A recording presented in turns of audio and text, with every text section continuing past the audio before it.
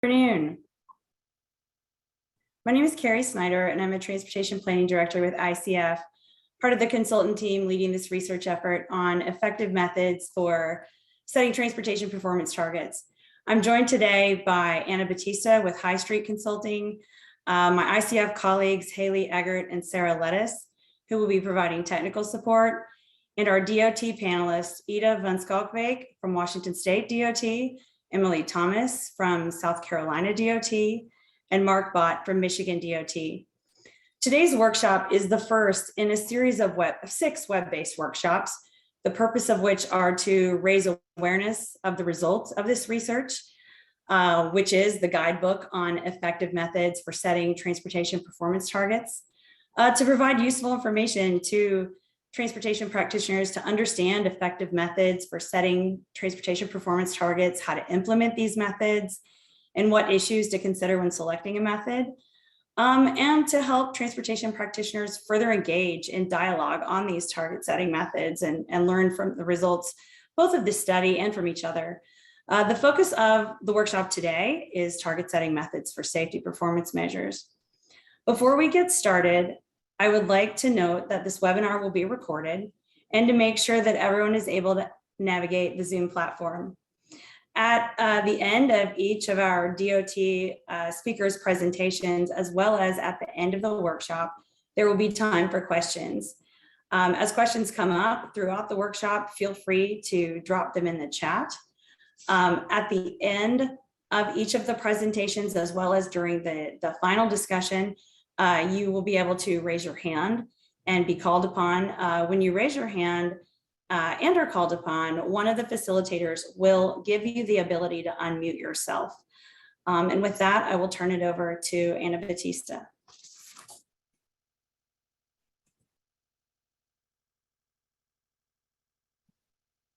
Thank you, Carrie. I have to navigate between these toggles and the slideshow. So thank you all for joining us today.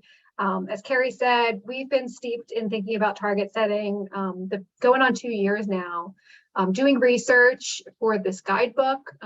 We did a series of work with a lot of practitioners, a lot of research on our own, testing different methods of target setting to develop this guidebook that she had mentioned. The purpose of the guidebook, hopefully to help all of you out there, state DOTs and MPO practitioners, to identify effective methods for setting performance targets, something we are all doing now. So we do have the draft guidebook in publication right now with NCHRP, or in approval stage with the panel. This is a quick look of what's inside that guide, so you can get a sense for what you'll be able to find in it. We do give a lot of overview and context for target setting that we think is going to be helpful to framing a lot of the information, as well as some practical application tips that apply across performance areas. There's also a section, part 2, that goes into very specific methods, step-by-step instructions for all the different performance areas. And then finally, a section on non-required measures. The federal measures are top of mind for target setting for most of us, but everyone cares about non-required measures as well. So in the course of this research, we really came across a handful of different types of approaches to target setting. And so this is some of the terminology we'll use in some of this content in the presentation, as well as the guidebook. There's kind of a policy-based approach where it is stating what you would like to see. It might be vision 0, it might be have fatalities by 2030, or an annual decrease of 3%. Obviously, historical trends, where you simply look at past performance, project it forward in something like Excel. Some agencies have taken a probabilistic or risk-based approach, looking at not only what is most likely to occur based on the past trend, but what's the top and bottom? What does the range look like of likely outcomes? And then where in that range, how sure do they want to be they'll make those targets? Some agencies are exploring and implementing pretty sophisticated statistical models that incorporate explanatory variables, exogenous variables. And then there's other tools and models, such as pavement management systems, that are being used in specialized areas. In addition to these different methods, we've also found there's really a lot of different target setting philosophies. Some agencies are very conservative. They want to set a target that they are sure they can meet or confident they could meet. There's kind of the realistic approach where you're treating the target like a prediction. There's at least one MPO we've spoken with who refers to their targets as predictions rather than the word target. Or there's aspirational. And I think this one's really important for the safety area because it is used a lot in this area. Nobody wants to set a target for worsening safety outcomes. And so we see a lot of aspirational targets, and there's a real debate on where in this area we should be looking at. I think we really wanted to ask, the guide is about effective target setting methods. But what exactly does effective mean? How do we assess effective? Is it simply getting a good prediction versus, how do you actually use it to inform your investments and motivate your stakeholders and decision makers to take actions? So we looked at a couple of different parameters. Are these methods easy? Is there an ease of application? How robust is it technically? Does it incorporate exogenous factors? How easy can you communicate the results? And does it allow for that element of policy consideration for your agency's goals? So this is a little bit of the context and background for the language we've been using, the terms and concepts we've been working with as we work through this content. So turning specifically to safety, just a reminder for everyone, these are the performance measures we focused on, the federally required performance measures. So we looked at all these performance measures for safety. And these are the specific methods for safety target setting that we came across in our research. And it's a little bit of, at the top there, it's a little bit simpler in terms of data and maybe simpler to communicate. And then going down this table, getting into more data heavy and complex. So we're calling the first one a targeted reduction. That's that policy-based approach where you want to see X% reduction every year or that path to zero.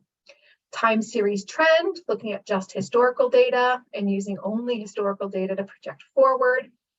We found this one other one, which was kind of trend plus factors or trend with adjustment, where you looked at the data, and this was actually quite common among a lot of practitioners, but then you're sitting around the table with stakeholders, you're talking to experts about likely trends happening in related areas, and maybe you nudge that number up or down based on these other considerations, but it's in an informal way. And then there are a few states implementing multivariable models for safety outcomes, trying to really get a good predictive model, looking at unemployment, looking at other factors that could influence safety results. And you can see there are some of the strengths and limitations of these. We have examples of different states that have implemented these in the guide. And today we have a series of presenters who represent these different approaches. Carrie introduced everyone at the start of this. And here you can see Washington State really focuses on that targeted reduction, a very aspirational approach. South Carolina with trend plus other factors. And Michigan is one of the states that has implemented a relatively robust statistical model. So I'm very excited to hear from all of these folks on what they have today. And now, Carrie, I believe we wanted to take a pause and do some polling. Is that right? Yes, that is correct. So you'll see the first of two polling questions show up on your screen. We will wait a few minutes for the attendees to answer, and then we will post the results and move on to the second polling question before we turn it over to the DOTs.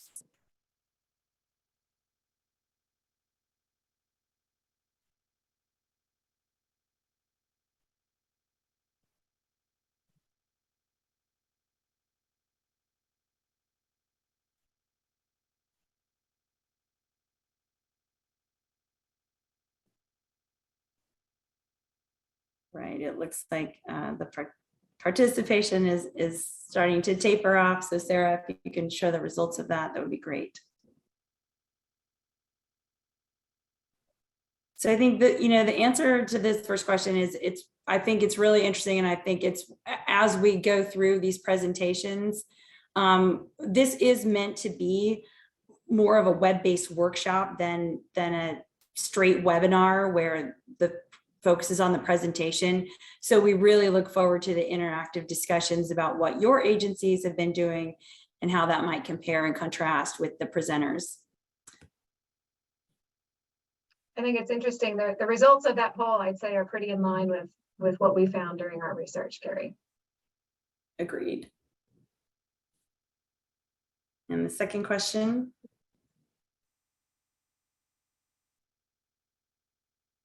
And this is really asking about, have you considered other methods? Is there a method you would like to do, but perhaps haven't quite gotten there? Or maybe you're planning to switch to a different method.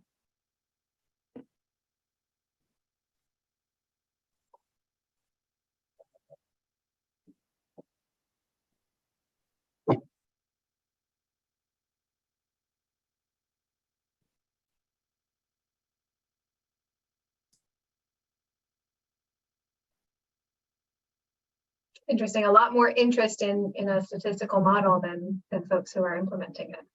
That's good to know.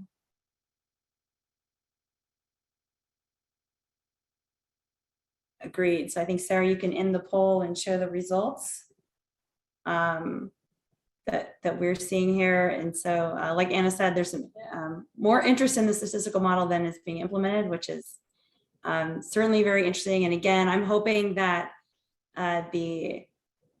the spread across these methods will generate some good discussion when we get there. Awesome. I think it's time to turn it over to our next presenter. And I think as you're listening to the presenters, and then we turn to Q&A within the session or to the discussion at the end, just keep some of these questions in mind. This is really, I think, what we're looking to get out of our discussion today. So if any of these ring a bell as you're listening to our presenters, maybe jot it down, throw it in the chat. We're really interested in getting at challenges, benefits, what's been effective, how do you define effectiveness, and how are you communicating your targets? So really looking forward to that. And with that, I am going to turn it over to Ida.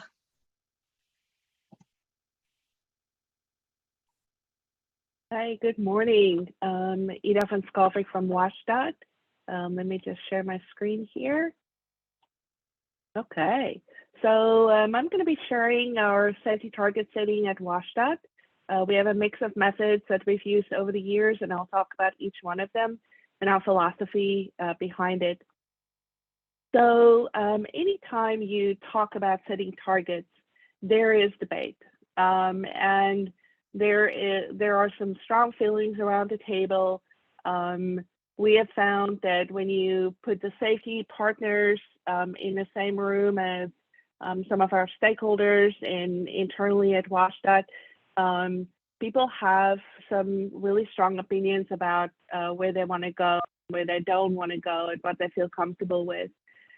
For us, though, there is one central theme to our approach at WashDOT, and that is that death and serious injuries are unacceptable. We make that commitment through our strategic highway safety plan, and that's how we approach our work. And so for us to communicate a target that means that more people will die or get seriously injured is just not acceptable. So our philosophy is really that the targets need to set us on a path for improvement, and that improvement is not necessarily something that we can achieve through the target setting process itself, but we do that through evaluation and some programmatic change as a goal. And so if we think about our HSIP funding, it's just a small part of the overall funding that the state DOT has that can make a change in safety performance.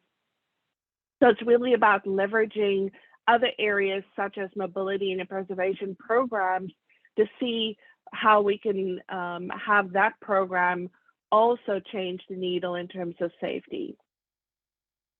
Like I mentioned before, our strategic highway safety plan is our roadmap in our commitment to our safety partners. It's an official plan and we take it very, very seriously. So for us to have a disconnect between the plan and then the targets itself creates some really big discomfort. And I'll share one year that we went another way in the kind of feedback that we got. We also value and appreciate the fact that we have to do a highway safety improvement implementation plan. It's one of the penalties of not meeting the targets, because it's really our roadmap and explains how we're doing things.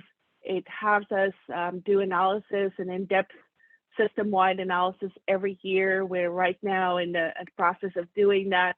And it's really helpful for us to shape our program, our safety program, so that we spend our efforts in places where it will be most cost effective. And then the other part of bringing about that change and that improvement is to work on our manuals and our processes and make that be a result of evaluation and data-driven approaches. So you can see that the focus isn't about setting targets that we can meet, but rather that continuous improvement. So here's our target setting approaches. We've got the target zero method that I'll show in just a minute. And then we had 1 year, the maintenance method that created some consternation. So I'll share. So here's our target zero method. We basically take the rolling 5-year average of the last year that we're in. So we're pretending we're doing our target setting now. My 5-year rolling average is 575.2. I'm projecting to a 0 rolling 5-year average in 2030. And basically the 2023 targets that we're setting this year will then be 447.4.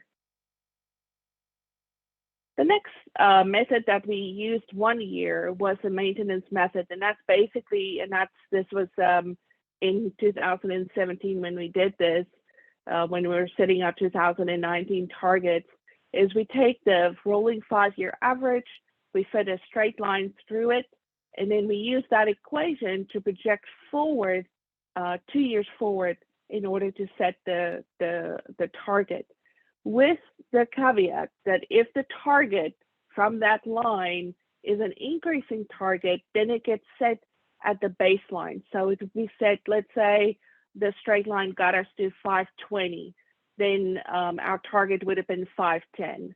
So we don't set an increasing target. It's either a reduction or a maintenance, meaning the same as the baseline that we set.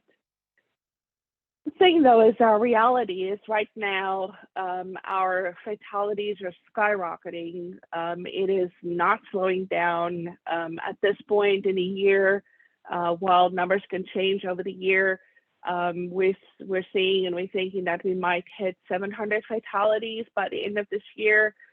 Really sad state of affair, but that's a reality that we are dealing with. We're a state that's got legalized marijuana. We've seen operating speeds increase. We've seen law enforcement investments reduce. And the reality is that the safety performance cost to Washingtonians is staggering. It was $14 billion last year. And at the same time, the safety investment from both Highway Safety Improvement Program and our state safety funds have dwindled. At one point, we were around $350 million per biennium, and we're now at about 100 per biennium, with about half of those being line item projects. So projects that we can't effectuate without data-driven and evaluation program approaches. So, in this whole conversation, we value our partners tremendously. We work very closely with our Highway Safety Office, the Washington Traffic Safety Commission. who was established in the 1960s to play that role. We collaborate closely with them on the 3 targets, reach agreement about the target zero approach, and move forward. Very interesting, and we'll talk about that a little bit later in the workshop, is the NHTSA rulemaking in terms of setting increasing targets and some of the challenges related to that. So, so for us, we're on track. We've got full support from our Highway Safety Office in terms of the target zero approach. For our MPOs, the first year, I went on a roadshow all across the state and basically described how the target setting, what the targets were, how we approached the target setting method, why we did that, and got really strong support. The second year when we did the maintenance target, there was some lively debates. The MPOs, some of the MPOs did not like that approach at all. And they felt political pressure to not support an approach that could deviate from the target zero approach. Every year, there's regular meetings with the MPOs and our planning division, and they update it regularly, and safety updates occur at the same time with that. So year one, when we started talking to our MPOs, one of the big things we learned was that many of them don't have the resources and the analysis capabilities. And so what we did is we created a spreadsheet for them that works similarly than our target setting spreadsheet, but it was for the MPOs, and they basically pick their MPO from a drop down, and it will show what their targets would look like, even though they don't really set targets, but they're a portion of the targets, so they can see that. And that's been very helpful, and we make that available around October every year. If you want a copy of that spreadsheet, I'm happy to share. Just send me an email, and I can send that to you. But it's been very helpful for our MPOs. So just to kind of wrap up, for us, it's about a bold action. Our commitment is to improvement and seeing nobody die or getting seriously injured on the roadway. That's a very deeply held belief that we have. Some may call it aspirational. We call it a commitment to our families. We welcome that HSIP implementation plan requirement, and we're excited about our complete streets legislation that was just passed, some of the executive policy that we're finishing up, and the continued implementation of things like safe systems in policy items. Just to touch on the safe system, we wholeheartedly support this approach. And so just examples here of how we're already implementing the safe systems approach, and we're looking forward to strengthening that even further.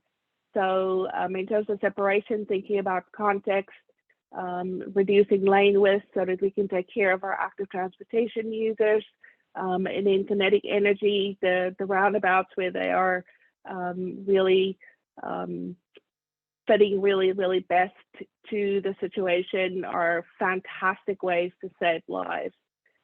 And then some other notes here on our implementation side of safety. We have a working group that deal with entry minimization, speed management. If you think about target speeds, really how to set speed limits, and a lot of that work will now feed into what we're going to do with complete streets.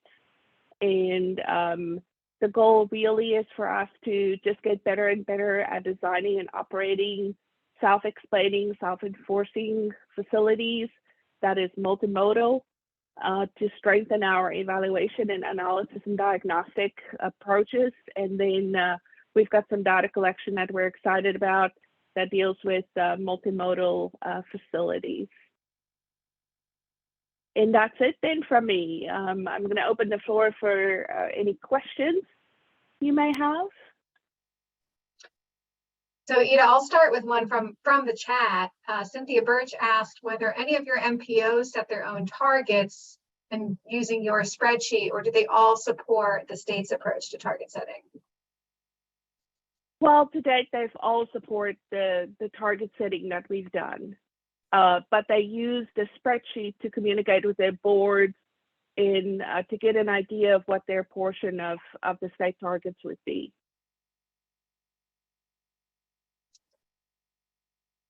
Great, thank you. So do others have any questions specifically for Ida and Washington State's approach? You can, Carrie, can folks unmute themselves, or should they put it in the chat?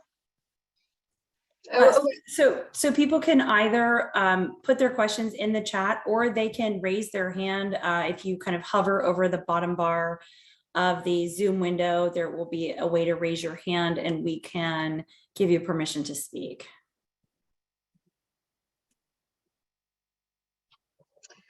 There is some chat going on. And I see. Go ahead, Ida. Go ahead. No. I see make an approach like the target zero approach. Yep, it's an approach that really makes sense for us from a safety perspective. So the individual MPOs share. So what we're basically doing is we're taking our crashes that we have XY coordinates for, and we do an overlay with our MPO boundaries and give them the summaries of the different performance metrics that way.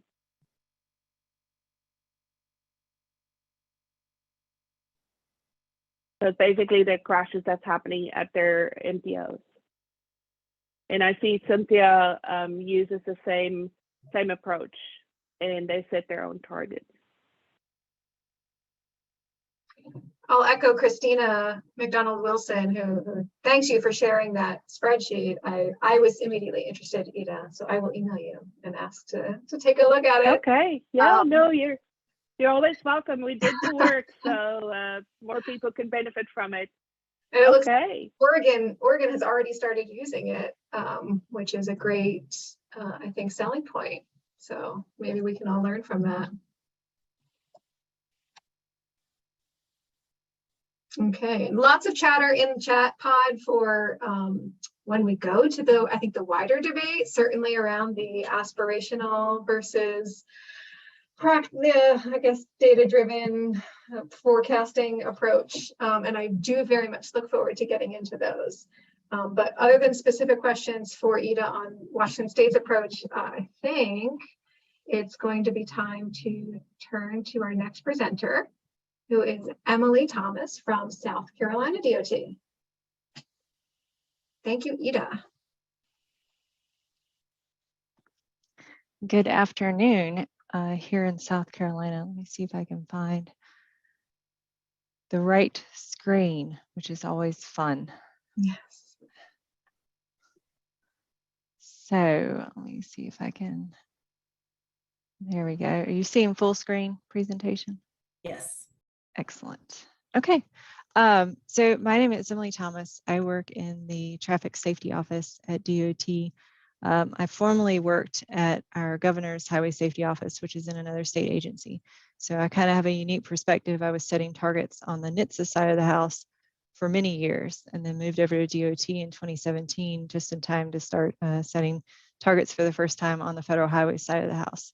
So it's been a really interesting experience, and one that I enjoy. I might be among the few, but I actually enjoy the target setting process. It opens up a really great discussion in our state, and that's really how I see this process is the discussion around the safety data and the safety numbers is more important than the actual target we come up with.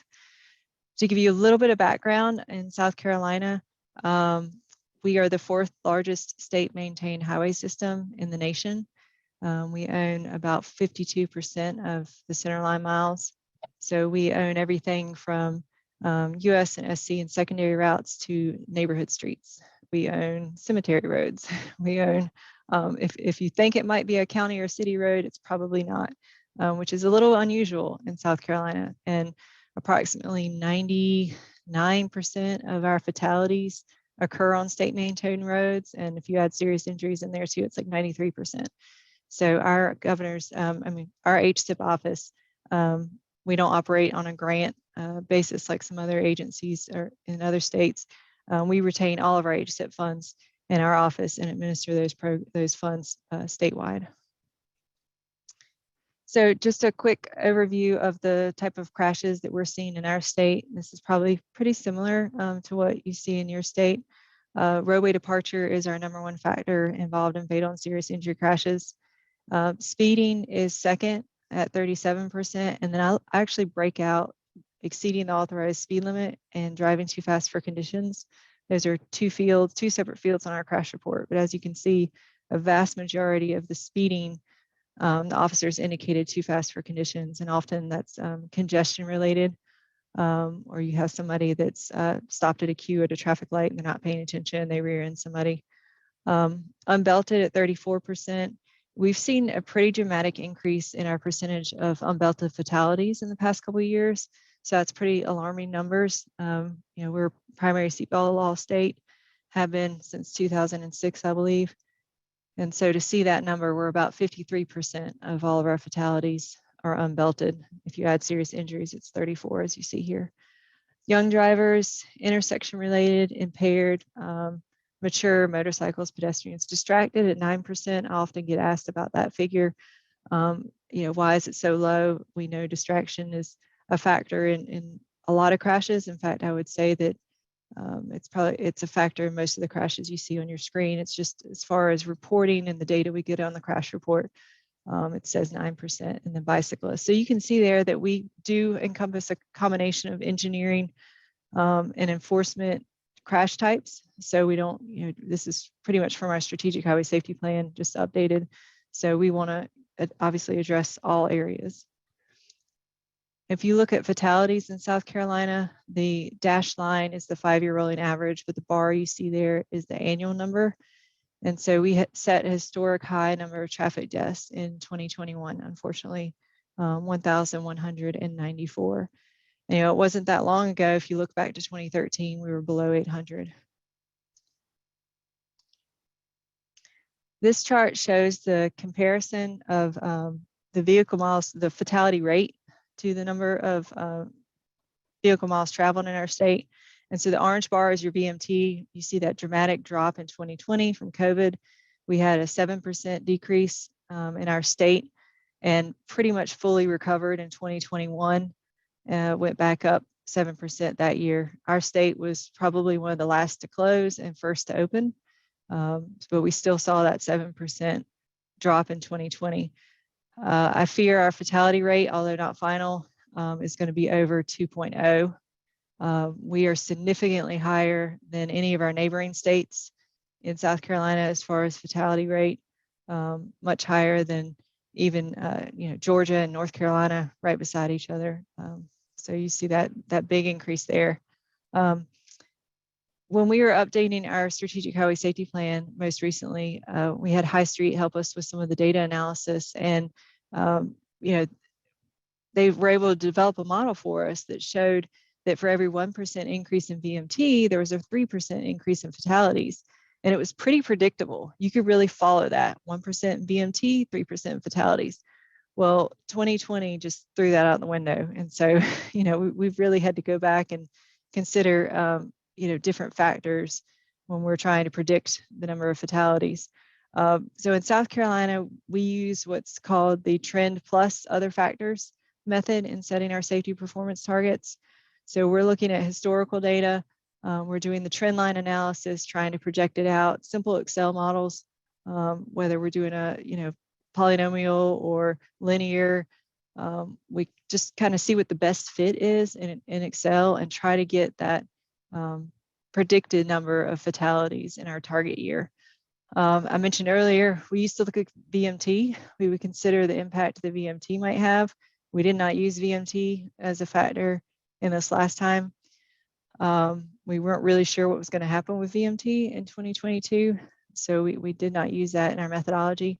And then something that I think makes us fairly unique, or at least we were one of the first states that I knew of that was doing this, is what I term programmatic effects.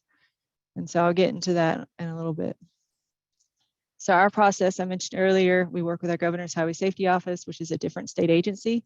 And then my office here at DOT, the Traffic Safety Office. You know, just as a reminder, you all know the deadlines. The Highway Safety Plan at NHTSA is due in June, HSIP's August, MPOs are February. So trying to juggle all of those, and then you've got your HSIP implementation plan that's due at the end of June, at least to the division office. So trying to balance and juggle all those deadlines, I think we've probably all had to become experts at timing and trying to get this information.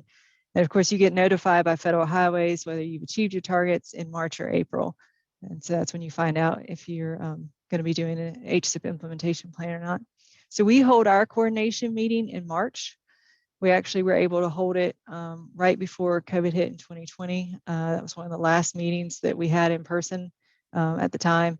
And then we just wrapped up, like I said, end of March, beginning of April, to set the safety targets for this round.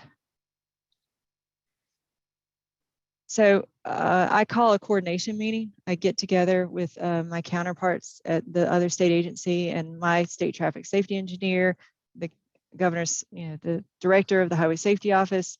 So those two folks are in the same room together, and then us worker bees who do all the data analysis and crunch all the numbers behind the scenes get together and present that information and present our recommendations on what we think the target should be for that year. So really, after we've estimated our current, again, we set these targets in March, so we've got a few months of fatality data at the state level that we can kind of work with and see if, what kind of year we might have. If there's any indication, we compare it to the first quarter of the previous years to see if there's any early indication of what we might look like for fatalities that year. Again, it's a little hard to tell because it's just the first quarter. And then we use that Excel model to get the best fit. VMT, we're still kind of looking at it. We didn't use it in the target setting process this last time, but we are trying to work with our planning office on getting a model for forecasted VMT.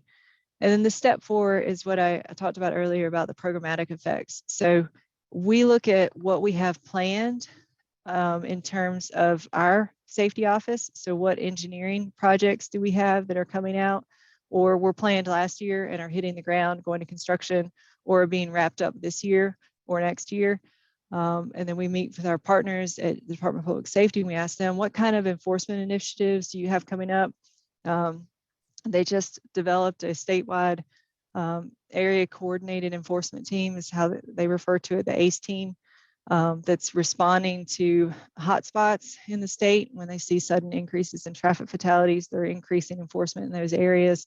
They also use historical data for their day-to-day work. So we tell them, where the hotspots have been historically, and they go and work those. So it's another great relationship we have with those agencies. So creating that team, you have an expectation that they're going to make an impact in the numbers. And if you can calculate that and come up with a reduction, then you can apply that to your trend line analysis. So keeping an eye on the time here. Okay, excuse me. And then also if there's any kind of educational initiatives that might lead to changing the numbers, those are a little bit harder to get hard numbers on. Engineering is pretty reliable. You can come up with what you think the reductions are going to be. Education enforcement is a little bit more challenging.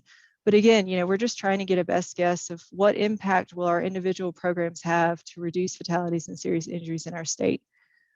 And then if there's any change in funding, of course, with Bill, our funding increased as other states did. And so we increased the number of projects that we're implementing each year. So we're expected to see more reductions with more projects.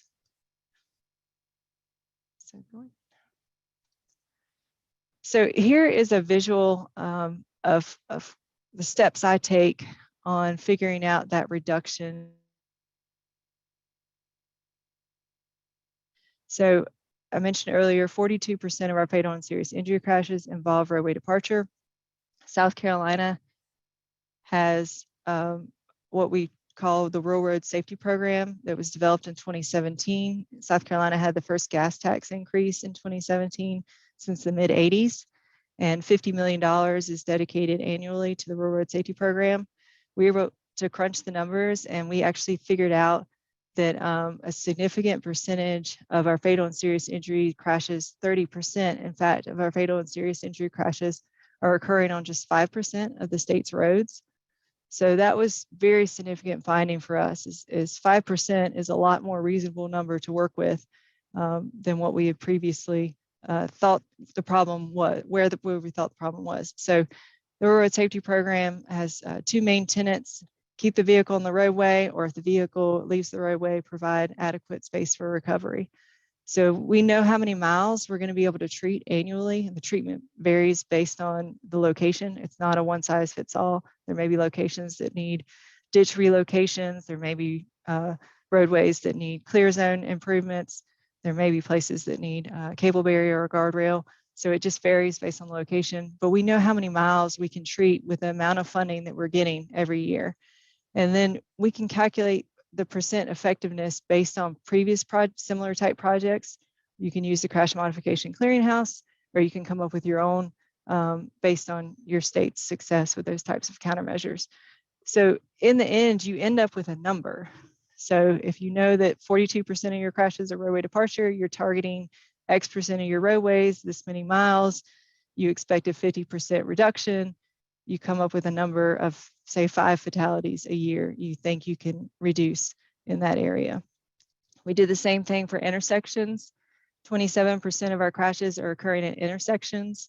You know, we got a lot of intersections in the state. Our HSIP program actually only addresses 1% of the intersections, but a significant percentage of the total crashes occur at that 1% of intersections. So we're actually able to make a fairly significant impact on intersection-related crashes as well.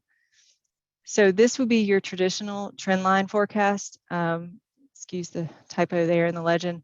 So if you're looking at the blue line, it's annual fatalities here. So in 2021, we had over 1,000 fatalities.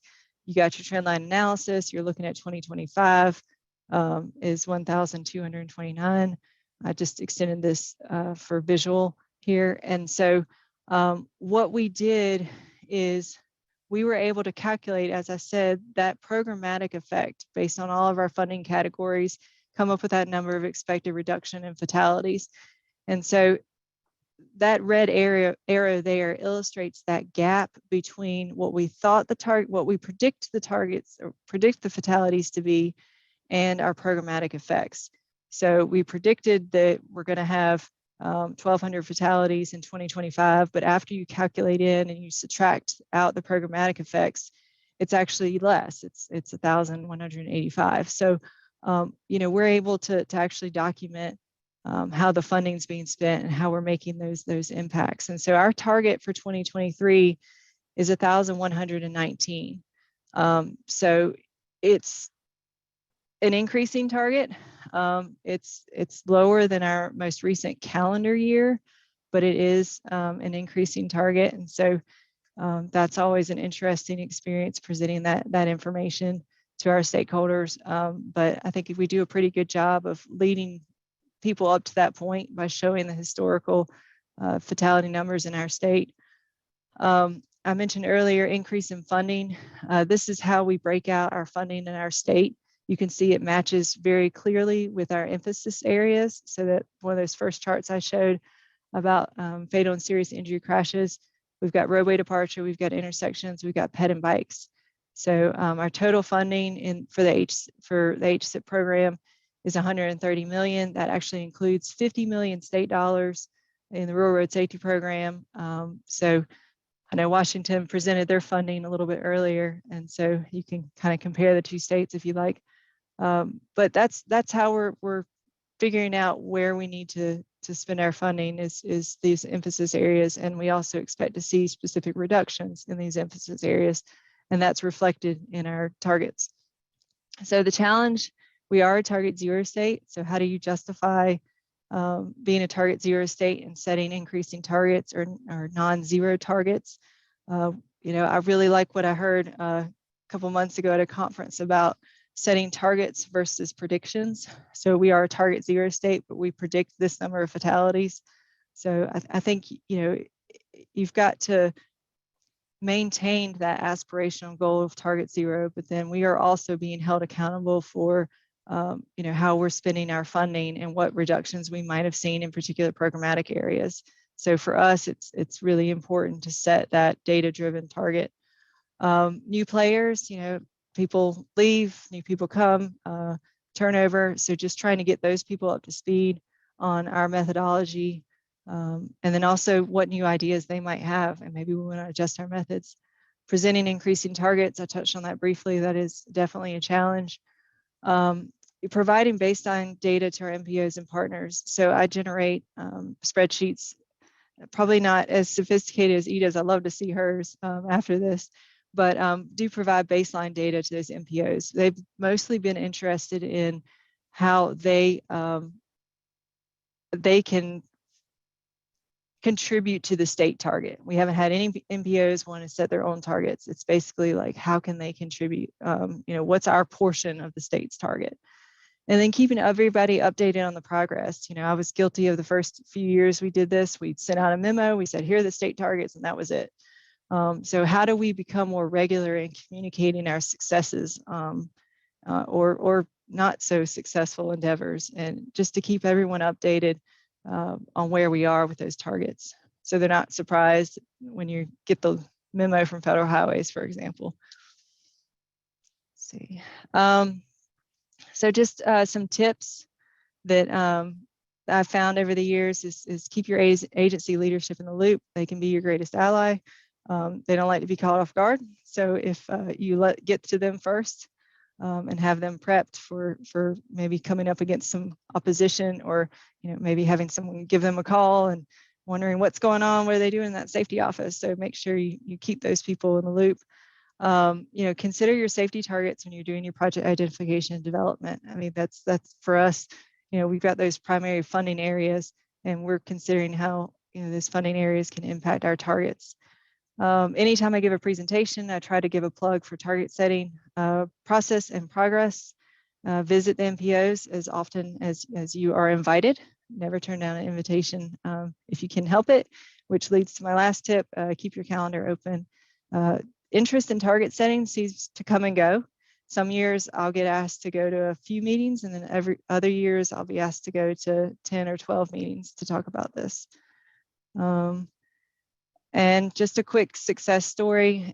We've had several MPOs reach out to us through the target because they had seen the presentation on the safety performance targets and really wanted to take that back to their area and how they can make an impact.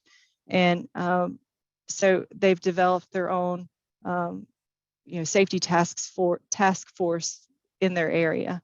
And so that was because the conversation started with target setting. So back to the very thing I said at the beginning of the presentation, which is it's about the conversation for us, not the number. And that's all I have today. That was great, Emily. Thank you so much. There are a number of questions in the chat. So first, how many employees do you have in your traffic safety section? It depends on how you're, like in my little group, the data research group, there's 3 of us. Our HSIP office, there's 3 over there, 4 over there, but we also operate like as a mini DOT. We have designers in our office. So I do the data analysis,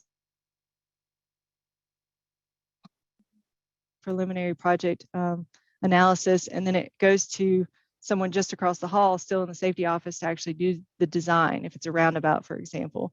And so all told, I think there's 28 of us, if you count everybody.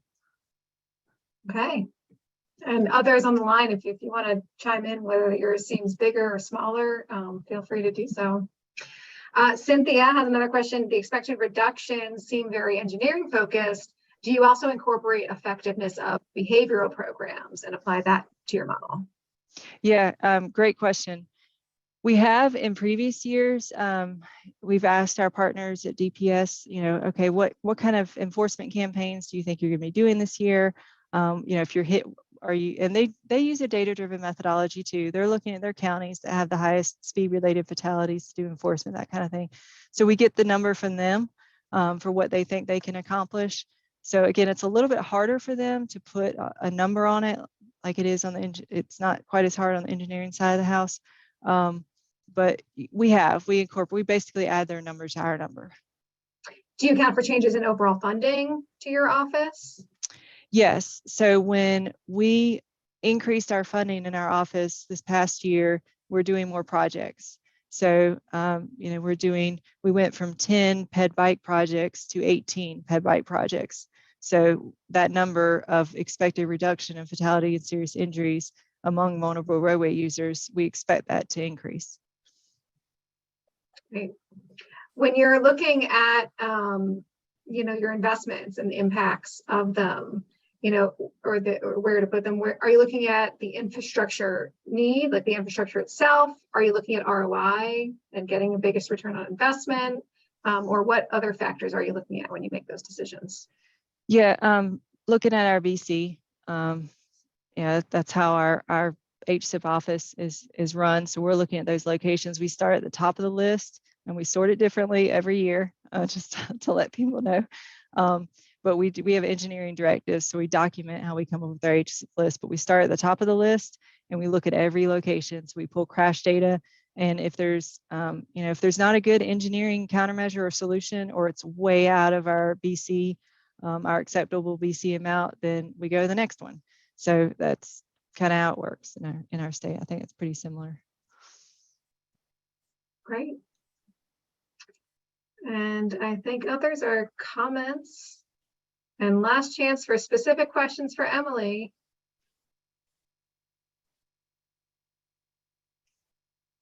Okay. Great. All right. Thanks for your attention. Thank you so much, Emily. It's been great. Bye. Okay. Carrie, is everything good to continue rolling? Do we need to do a check-in or break or anything? No, I think we can keep going with Mark. Just a reminder that in addition to putting questions in the chat, you are welcome to raise your hand and talk. And after Mark presents, we'll have some specific Q&A for him, and then we'll move into a more general discussion and maybe capture some of those comments or questions from the chat that came in as we were getting started. Yeah, and just a heads up to everyone, we hope during the larger discussion that you folks are willing to go off of mute and have a real conversation. So urging folks to do that. And with that, Mark Bott from Michigan DOT. Thank you so much. Okay, thank you very much. Do you see the yellow screen or says Michigan Predicted Safety? We do. Okay, and is it full screen? I just want to make sure. I think so. Okay, great. Thank you very much.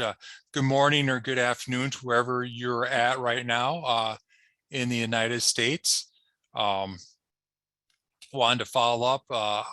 Ours is a little more detailed in the way we set our target setting. In our very first year, which it's hard to believe this is year number 6 for all the states in setting the safety for performance targets. Our first year, we kind of, obviously the 3 of the measures you're shared with your Strategic Highway Safety Office. For us, that's the Office of Highway Safety Planning in Michigan. They work they're part of the Michigan State Police. We kind of were like, kind of like school kids on the playground. We're both on our corners trying to figure out what we want to do, and then we came together. But interesting enough, both of us were actually looking at different factors, obviously more than VMT. We're really actually looking heavily on the economic portion. So it's kind of interesting with that. Office of Highway Safety Planning, they have UMTRI, University of Michigan Transportation Research Institute, under contract, and they already had developed a model for that. So starting in the 2009, for those later targets, the second year's target setting, we started using that model itself. And really what you see in front of you, it's actually the work of Dr. Carol Flanagan from UMTRI, part of NCHRP 1767. And it really was trying to modeling, if you remember earlier in the 2000s, we had that tremendous drop in fatalities. So it really did is it tried to model that to explain why.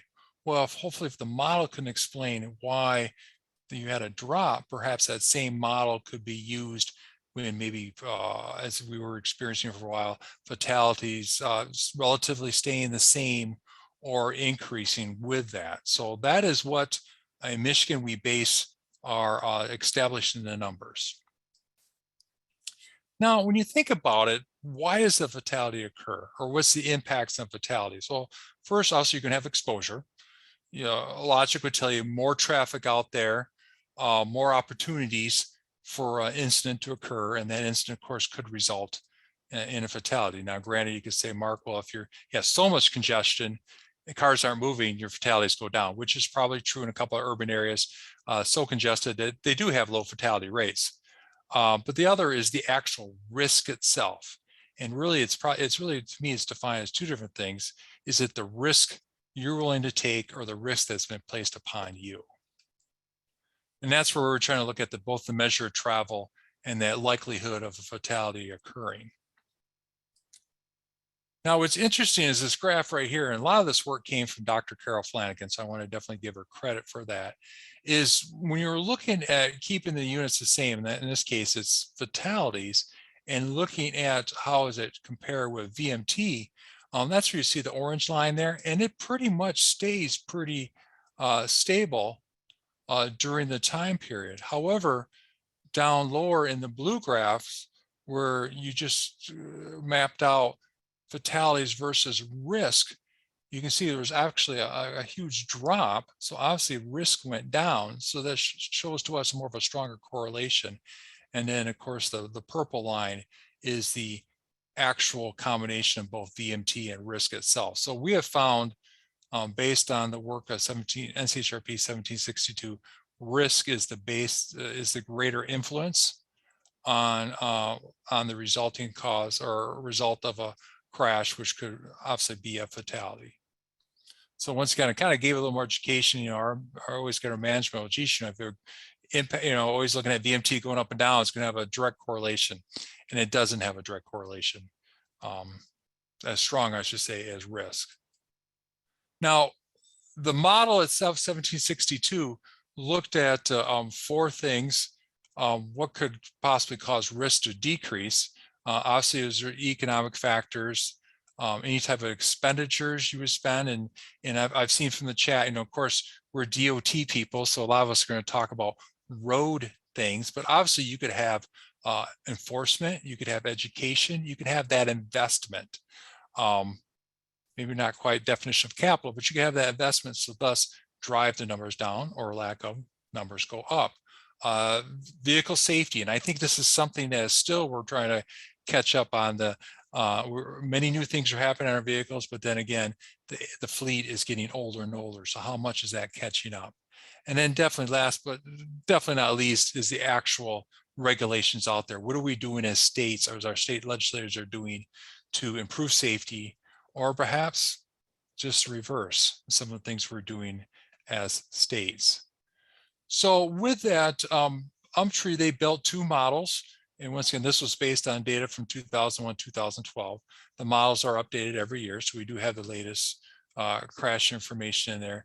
The first is a change model.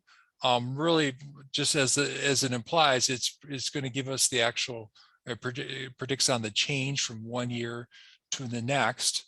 And then the count model just predicts the actual count. And what we try to do then is look at the model and use the output for the final 2 years of your 5-year calculation.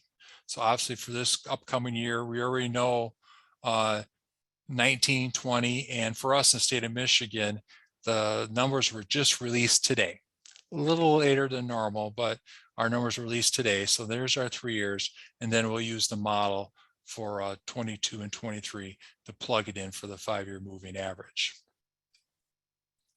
Now, like I said, the change model is closely tied to whatever happened recently. So it really can't diverge much unless you predict out, you know, maybe if you want to go out 10, 15 years, then obviously we're going to get a large variance out there and your confidence level is going to go down. So like I said, it's based on the change of the previous year, but there can be a slight impact if your last year is an estimate versus actual. So that's why some of the slides I'm going to show further on, we did use estimated number. However, a final number was pretty close. We try to tie it's the actual setting of the numbers close to the release of the crash data. Now the count model, I mean, that directly predicts, so you could have a divergence from the observed based on whatever pattern it is, although we've not seen a lot of divergence or a change. Probably the only exception would be is COVID. Now here is from our change model, and interesting enough, from what Umtree and Dr. Carol Flanagan was reporting, that 84% of it was due to economics. And I guess when you start thinking about it, it does make sense. When times are good, and as it showed here, really a strong relationship was on young people, they perhaps will take greater risk. When times are bad, people are less apt to take risk. So thus, safety improves and less fatalities and serious injuries on our roadway there. I always found it interesting. I always tease Dr. Flanagan when I talk. One of the things is beer consumption, because I always thought during bad times people might drink and during good times people might drink. So, but I guess there is still a correlation there. But interesting enough, and you look at that percentage, 16 to 24-year-olds, where's the break, or at least was for the last few years, for a young adult to go rent a car? I think it's been around the age of 25. So I think the insurance companies were onto something there on who or what age they want to rent one of their vehicles to. Regarding the aid injuries, we've tried a few things. On the slide here, you see once again, there's a strong correlation between fatalities and serious injuries. We've looked at both linear model, we've looked at a quadratic slope on there, or equation. One problem about the quadratic, eventually, if you spend enough time in your trig classes, the quadratic does go back up, so that eventually the A's will go up. So, but as you can see, they're very strong R-square relationships there. So for us, fatalities go up, injuries go up, they go down, and vice versa, serious injuries will go down. So right now we are looking more at the linear for determining our serious injuries. Now the observations. I thought we were doing pretty good. If you want to look back at Michigan's track record, we were not hitting the 4 out of 5. But we were like, for instance, one year our non-motorized, I mean, we missed it by 0.3%. So we would have had the 4 out of 5 and been in compliance. But really, COVID broke it. Essentially, there's so much drop in VMT. We didn't think that it would have that impact. It did. In fact, we were, and once again, that's where you can sometimes second guess yourself and talk yourself out of something. During that early time in 2020, plug the numbers in, VMT, you didn't know. So you just, well, what did we use in the previous year? What did we predict? And come up with what we thought was solid numbers. Then you start looking, well, how are you comparing to the previous year? And there was a huge drop. I mean, it was to the point where 50 to almost 100 fatalities under, and you're like, well, I got to stand in front of a bunch of MPOs. How am I going to sell this? So you made the adjustments. If we had not second guessed ourselves, we would have been probably right on for both fatalities and serious injuries in 2020. But so you got to be careful when you start second guessing yourself. And as my other two presenters have sound evidence if you're going to deviate from whatever number it is. And as we've kind of found out, it was almost like the safe miles went away. So whatever issues you had really were amplified, the bad mileages, the bad behaviors. For us right now, it's for 21, the VMT was still down. For 22, our VMT is now returning back to what it was pre-COVID. And this graph here and the next one I'm going to show you right now is our 5-year moving average. This one, of course, is for fatalities, and then the annual amount. This is based on what we estimated. The numbers might change a little bit based on some actual numbers that just came out today. But as we said, we're showing that increase based on the change. We're going to show an increase in fatalities for this year, for 22. But then the model says, well, then the fatalities should start going down. Even that with that though, what's going to happen to your 5-year moving average? It's going to go up. But as you can see, much like other parts of the country, we had a 2019, 986 fatalities, broke below 1,000 for the second year in a row, but definitely COVID. And then those bad behaviors continued in 21, and the fatalities still went up. Our final number is going to be 1,131 fatalities for 21. Interesting enough, when I go back and talk about the model, last year's model, we actually predicted 1,123 fatalities. So really, if you do the math, we're off by 0.71%. So really, the model was pretty close. I was probably about the one positive in this, and when you're trying to estimate something like this, is how close we were. For serious injuries, interesting enough, considerable drop in 2020 during the year of COVID, but then just the inverse in 21, significant. Right now, it shows 5,974, and actually that number is really, as announced today, is 5,979. Slight difference right there. Because of that strong AK relationship, we're going to predict more fatalities in 22, and then thus lower in 23. And once again, if you did that comparison to last year, what we predicted is the annual amount.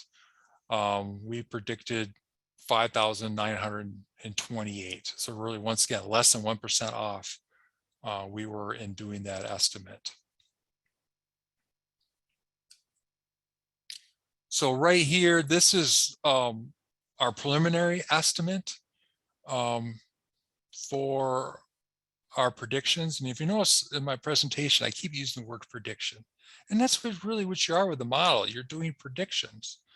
The only time we use the word target is when we're filling out a form from Federal Highway and they ask us to put that number in there.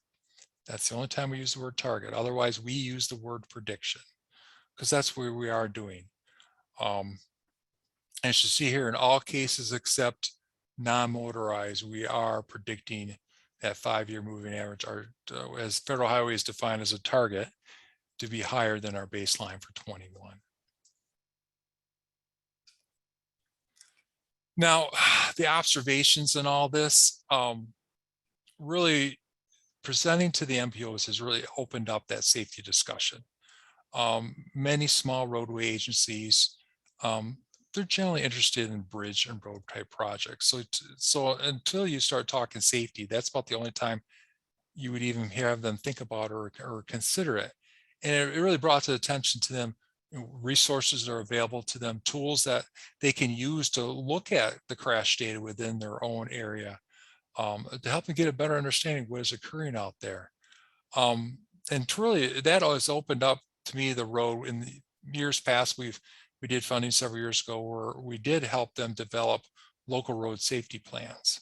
Well, now as part of the discussion, we can talk about the new Safe Streets and Roads for All program, that there is funding available for them to develop that local road safety plan and thus develop those projects that come from that. So we try to really advocate for that, and thus this has become that platform for safety for the MPOs.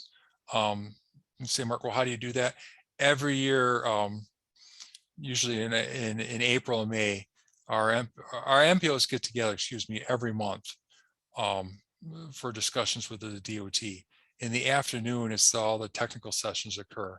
So as part of setting the targets as defined by Federal Highway, we always get on that agenda in both April and May to discuss how we're doing and looking at the information, allow them the opportunities to look at the data and see where the trends are going.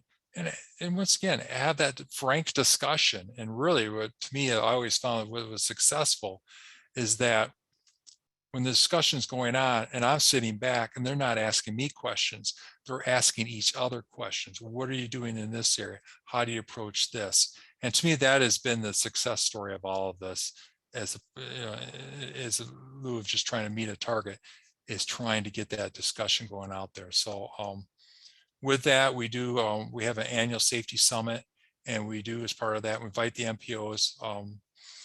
I pay for two members from each MPO to come to the Safety Summit to participate in that, to get involved in our Governor's Traffic Safety Advisory Commission, and more importantly, get involved in our, we have 14 traffic safety network committees, basically broken up geographically across the state.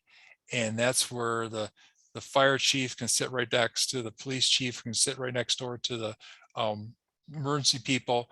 And it could be for several communities all together, you know, and once again, develop that networking and develop that dialogue out there. And as you pointed out, or my presenters have pointed out, is if you don't meet these values, then you have to develop an HSIP implementation plan, and thus obviously spend money within the next fiscal year. To me, I used to think that was a burden. Now I think that's a positive, because quite frankly, why wouldn't you be doing an HSIP implementation plan every year, diving deeper into the data? And because of that, it was probably 2 years ago, we really went, wait a minute, we've got a concern here with vulnerable road users. Well, look what just came out in the recent funding bill, whole further guidance on vulnerable road users. So obviously we weren't surprised by that, and we're starting the wheels in motion anyway. So once again, as a DOT, you're not surprised because you're doing that HSIP plan. 2020, we did not meet a single one. Obviously, the fatalities in 2020 during the COVID period did not help us. It's particularly that drop in VMT. That VMT, that's in the denominator of that equation. You make that smaller, it just drives that number up. So obviously we're not going to meet that. The fatal target we missed by a little less than 3%. Serious injury about the same amount. Non-motorized was about 3.5%. We missed it there. So our 2020 fatalities were up 100 from 2019. So that's why we didn't make that. So once again, even though you're dividing by 5, you have that significant change that does hurt you, and will carry on for several years in the meantime. So how are we doing today? As you can see from the chart there, as of yesterday, we are down in both fatalities and serious injuries. If you portray out the numbers, what we would expect for fatalities for this year and serious injuries for this year, we are tracking below that. So if you, of course, you carry that on, I think we'll be successful in meeting the targets. But once again, it's just trying to get a grasp of what is going on out there on your roadway system. So with that, I will open it up for questions here. Thanks, Mark. Before we open up for questions that have been coming through in the chat, I wanted to call on Anthony Dow. I think you have the ability to unmute yourself right now to ask your question. My question was for the previous DOT, but it also could apply for you as well. Just get an idea of your personnel and your section. I feel like we struggle with the human resource capability, and I think the idea of incorporating MPO involvement a lot more is very beneficial. I'll speak for Michigan. We've got a safety programs unit. We've got 8 people in there. 2 of them are directly assigned to doing, they help the locals doing, we call it the local safety initiative. Not quite like a road safety audit, but we'll go up, if they ask us, we will go and look at their crash data and do a deep dive in and give them recommendations. And that helps them when they apply for the federal funds for projects. And then I have a HSIP engineer does our programming for our projects. I have a strategic highway safety plan engineer. Their job is just to help communicate within our own department, externally to the strategic highway safety plan, and a couple people for helping doing data analysis or support our local MDOT offices. A lot of vacancies lately. I'm sure it's no different from my peers here. So there's always a revolving door and trying to keep those positions filled. Emily, do you want to jump on off of mute and answer that for yours as well? Yeah, and I think I mentioned this earlier. our office is a little unique in that we operate as a mini DOT within the larger agency. So we are start with the data analysis in my group. There's about 3 of us, and then our HSIP office has some more folks that actually get started in the project development. But keep in mind that we have statewide jurisdiction. I think we're doing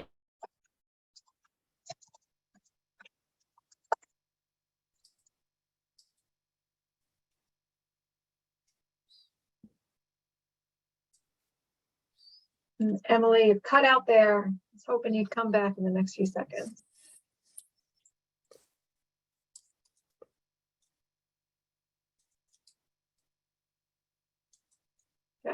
Okay. Or maybe if Emily rejoins and has sound back, then we will ask her to continue her response. In the meantime, I will jump back to some questions in response to Mark's presentation. So Cynthia Birch has asked, does the Office of Highway Safety and Planning use that model to estimate the numbers, or do they send a request to you, and such as for impaired driving or distracted driving? The details. No, they do. And I guess probably what she's asking for is all those other things that's in the HSP. You hear us DOT people talk to HSIP. For the HSP, they do that all on their own. Since we're 2 separate departments, we just talk about the 3 values we need to share together. But once again, it is coming from UMTRI. They're doing a deep dive analysis on that. I don't know if that quite answers the question, but maybe I'll ask a clarifying one. So is UMTRI running it for the whole state of Michigan and sending each office the results, or is your office and then your counterpart office running it separately, and then you kind of come together? For establishing these targets themselves, all 3 parties come together initially and discuss the trends and all that, what's going on, and we come together on those numbers together. Now, for the remainder of the numbers that which Office of Highway Safety Planning has come up as part of the HSP, they work directly with UMTRI. We're not part of that discussion. Got it. Because we're too, it may be part of it too, and it's always it's understandable. You know, how does the DOT and the Strategic Highway Office, how do they sit? Do they sit in the same organization, or are they two totally separate organizations? And for us, we're 2 totally separate organizations. But you think about it, having this, once again, it's called target setting. I think it is a benefit for us, at least in Michigan, because I thought we worked pretty well together, but I think it really has drawn us much, cliche, closer together in trying to figure out what's going on out there. That's great. Cynthia was also wondering if the methodology and data for that model are available for other analysts. I know there's the NCHRP report, which I did put the link to in the chat. Okay, so you got that in there, great. Yeah, I think we could have a request made out to Dr. Flanagan to have that available. Okay, interesting. Thank you. And I see Cynthia, you have your hand raised. Do you want to unmute and ask your question? Yeah, I think you covered it.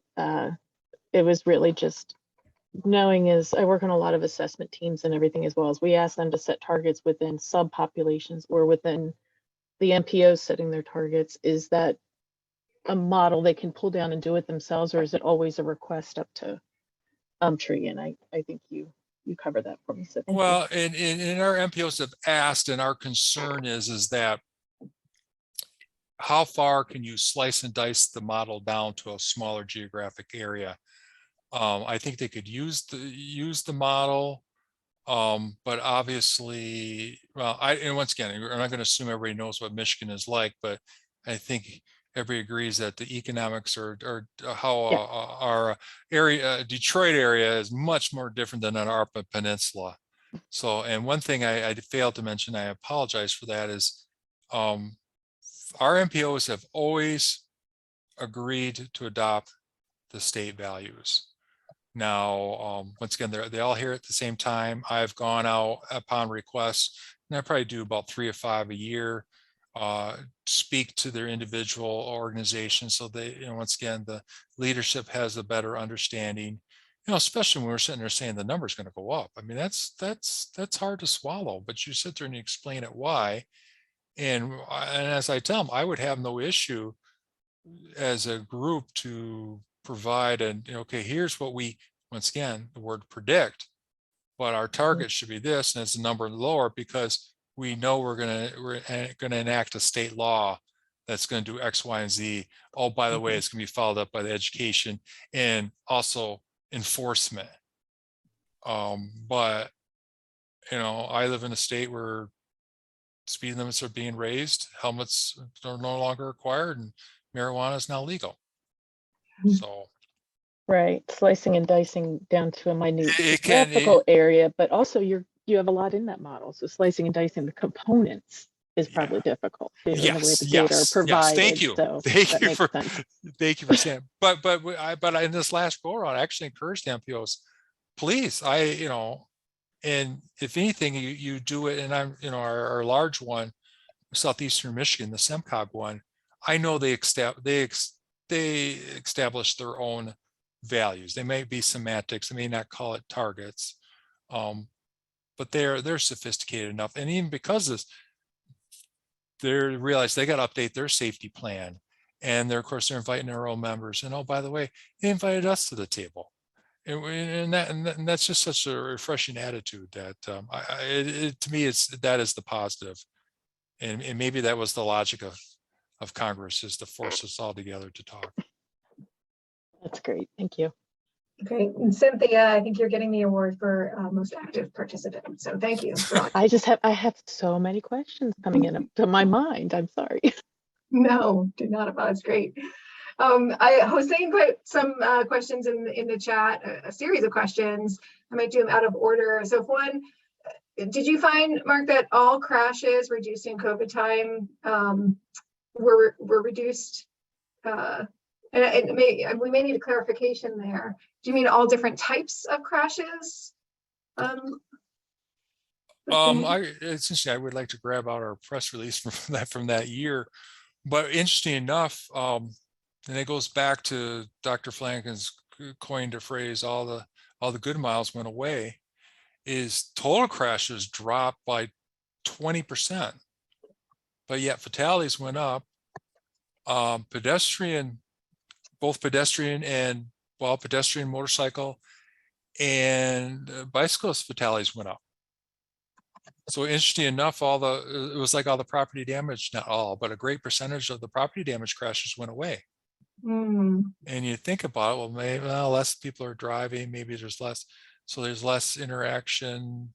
So your kinetic energy is up, and it is interesting. And that's where I think this is going to be a great area for researchers for many years to come.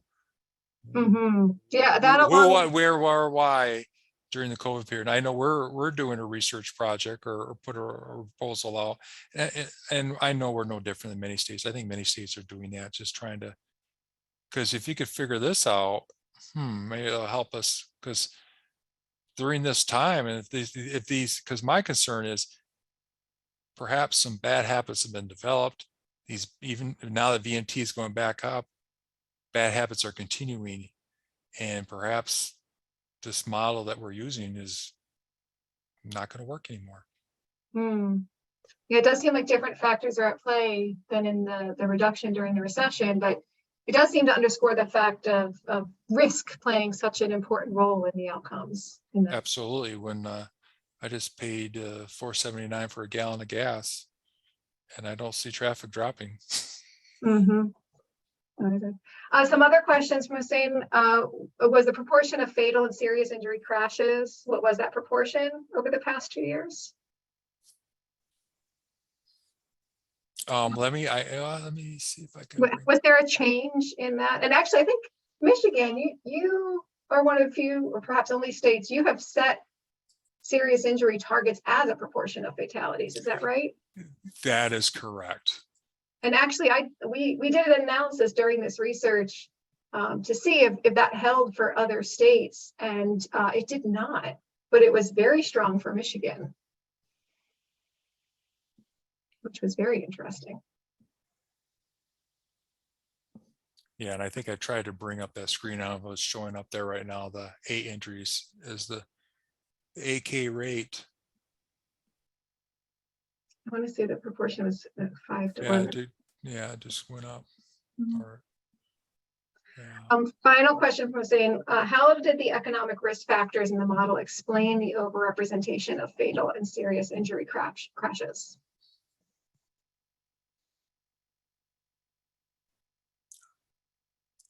Or did it?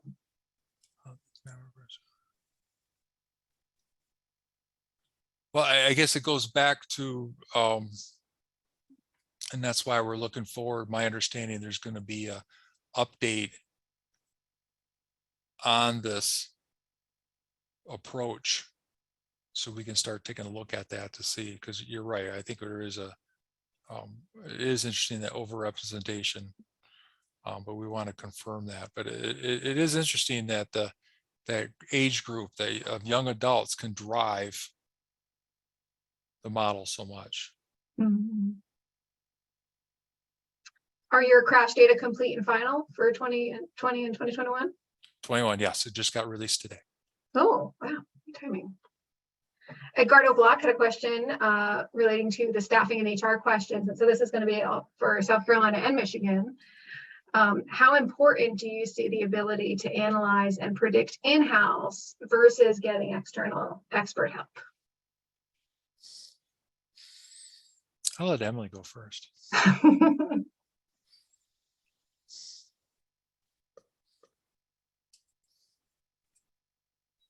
Oh, Emily may not have, she had that issue. She may not have been able to join back in, unfortunately. Okay, so you're on the spot, Mark. Okay, now you're gonna have to repeat the question again.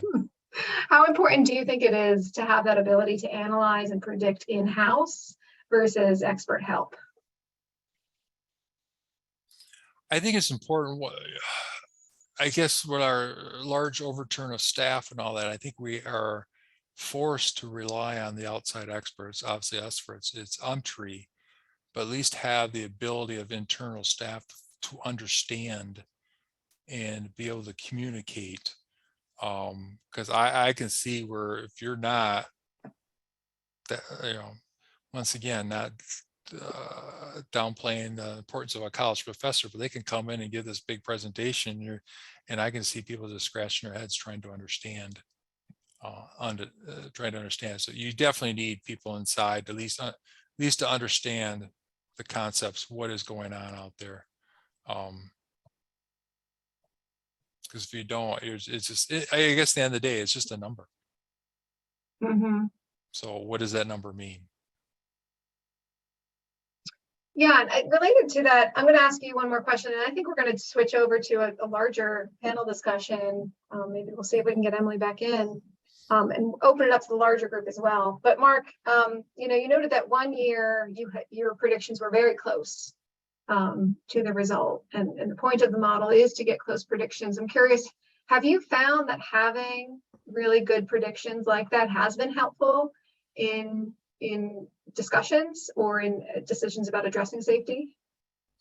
I think it has, because, like I said before, you're standing in front of a bunch of MPOs and you're trying to explain, well, for instance, why is a certain value going to go up?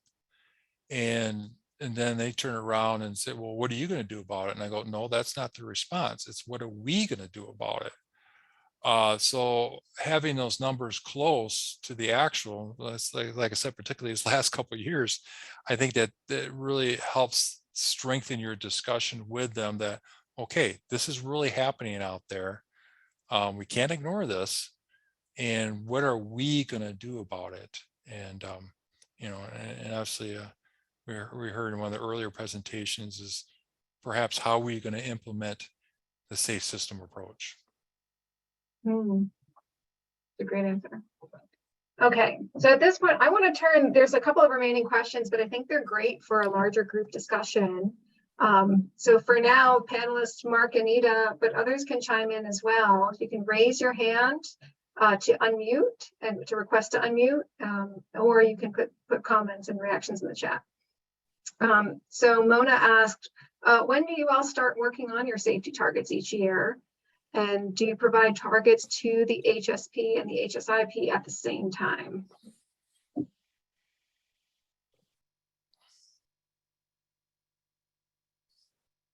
And I can take that. This is Ida from WashDOT. So in beginning of April, we do like a preliminary target setting with the numbers that's available. And that helps the initial conversations that happens. And then late May, beginning of June is when we set our targets. And then the real discussion happens with the real numbers. So that's kind of our timeline. And it's just for the common targets that we have the discussions. Internally, of course, we discuss all 5 targets. So yes, we do set all 5 targets in June. In Michigan, we'll start the conversation probably in mid-March. Like I said, this was kind of a rare, it just seems, I don't know what it is, every year it just seems like the data being final, it's getting pushed out further and further. But we have a good idea in March. I mean, obviously fatalities, it might be a, they're clearing out some reports. Is it a, they're looking at the death certificate. Is it really a related to a crash, or is it a medical instance? So you're probably going to have maybe plus or minus 5 at the most, which if you're doing a 5-year moving average, well, okay, that should not in the end of the day not make it a great impact. So serious injuries maybe a little bit more, trying to get a handle on that.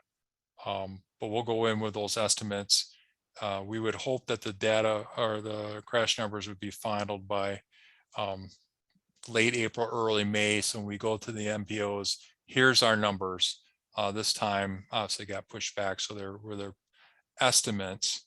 But we'll obviously per NHTSA, obviously those organizations have to have their numbers in by a set time. So we just for the DOT, for the ones we don't share, we basically just try to have it at the exact same time. And then we just communicate that out to the MPOs.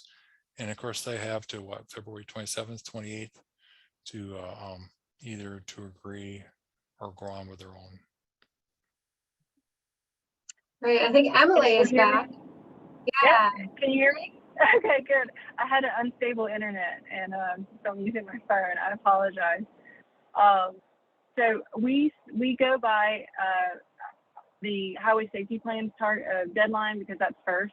So we work backwards from there. We generally start in March or early April, setting those targets, and we set them in one meeting. We may do some prep work ahead of time to analyze the data, but when we get to the table, we don't leave the table until we set the targets. And we go ahead and set them all, even though the highway safety plan doesn't need the serious injury rate or the non-motorized user. It's just part of the discussion. So we just go ahead and set those as well. So it's just one meeting and get it all done? One and done. It's hard to get all those people in the same room, so we try to make it happen. Awesome. I'm going to go to Margie Ray's comment, cutting right to the heart of the matter. Have any of the panelists or anyone else in the discussion been conducting analysis to demonstrate the effectiveness of different strategies? And so if fatalities are going down 1 year, is it the result of particular actions taken?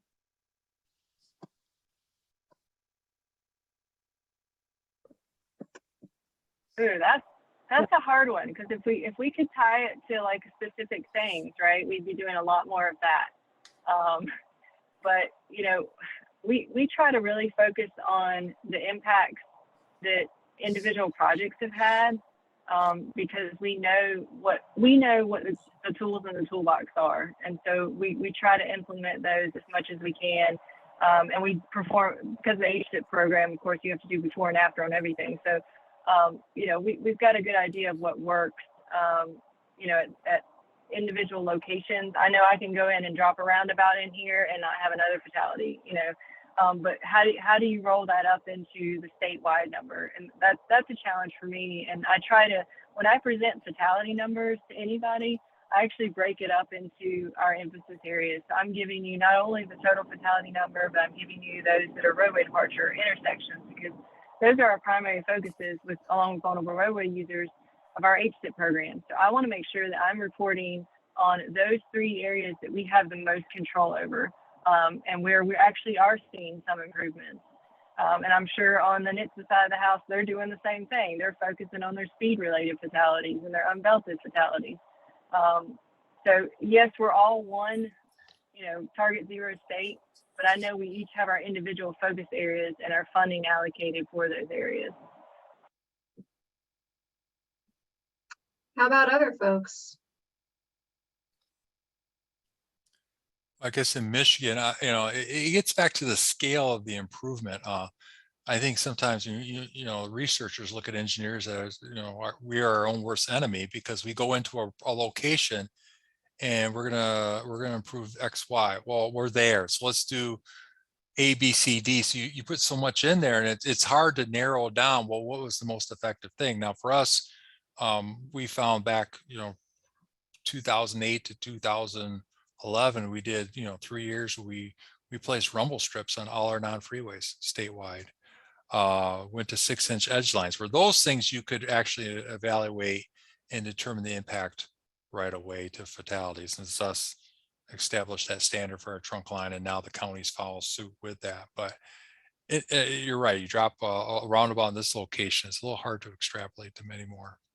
If your state only has 4 or 5, now we have much more. So we're doing a research project on that to determine or update our CMFs. So what was the impact of all those rumble strips? I think it reduced fatalities by almost 30%. Significant. Runoff roadways.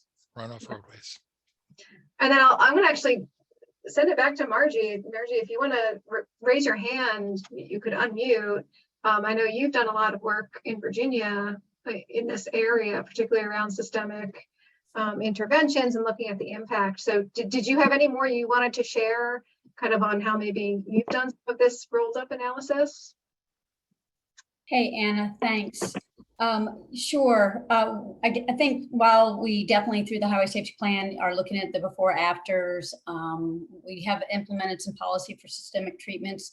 We now have enough deployed that we can start looking at project performance and see how that's done. But I think what I'm struggling with from the highway side is and I think it was in Ida's presentation, is that we're spending, maybe it was yours, Mark, billions of dollars, and we're not influencing outcomes enough to make a difference.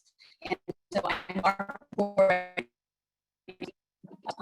the proposed targets, which are sort of the forecast, but we also back out all the investment strategies that are included. And so long story short is, with all the money that we're spending, we're not making a difference. And so that's where I'm just looking to see if others have been looking at it from that perspective to really say, if this isn't influencing enough, what is it we need to be doing differently? And fatalities is just one focus. Obviously,